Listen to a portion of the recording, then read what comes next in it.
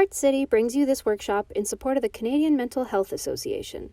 The CMHA provides advocacy, programs, and resources that help to prevent mental health problems and illnesses, support recovery and resilience, and enable all Canadians to flourish and thrive. Ride, Don't Hide is the CMHA's annual fundraiser and raises money for all of their local programming. This year, their goal is to raise $70,000.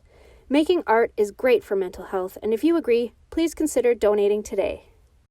Hello, my name is Francesca and I work at Art City. Today I'll be showing you how to naturally dye fabric with dandelion flowers.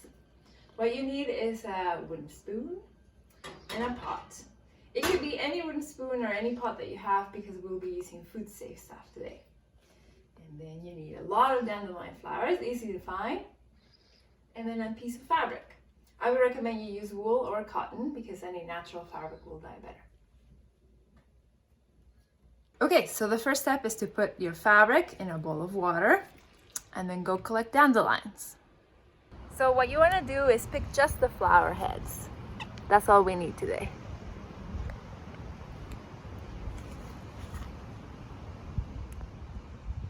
Okay, so now that we have our dandelion flowers, we're going to put them in a pot. Now, how much dandelions really depends. You want equal weight from the fabric to the dye material, but the more the better.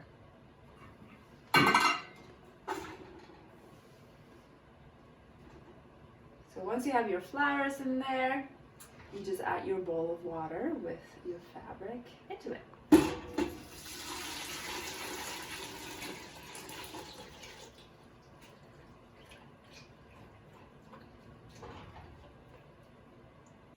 So I'm going to add a little bit more water because you want there to be enough space for the fabric to be fully submerged under it. And then I'm going to turn the heat on. So I don't want to boil this water. That's important. What we want is to bring it to simmer. And once it does that, we're going to turn the heat down and leave it for 30 minutes. So as your project is simmering, make sure that you stir. That's what we needed the wooden spoon for. So make sure that all the fabric gets coated.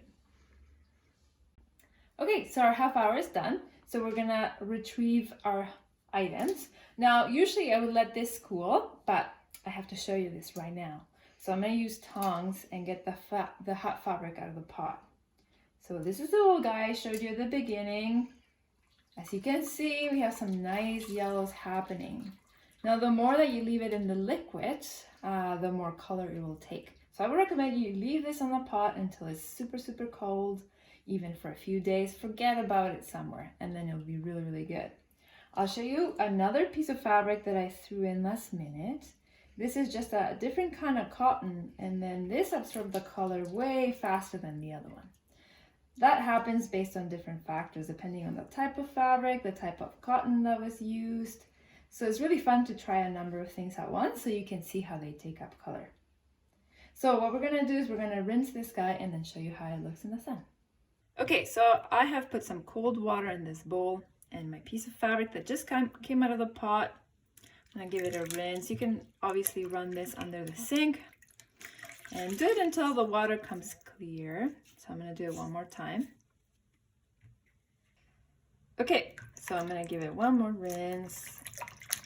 And as you can see, the water is pretty clear, so that means that the color is now permanently stuck to the cotton. Now, if you find a product called alum in the store, it's used for pickling, so it's called pickling alum. It's a white powder. You could add that to the pot if you really like this color, and then it will mean that the color is fixed for longer. So this little piece of cotton will wash out eventually, but if you put the alum powder in the water, it will stay for long. So I would say about 1 teaspoon per 100 grams of cotton. Okay, so here we are with a little piece of fabric.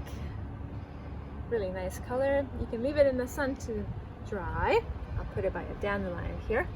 And there's many plants you can try. You really could try anything.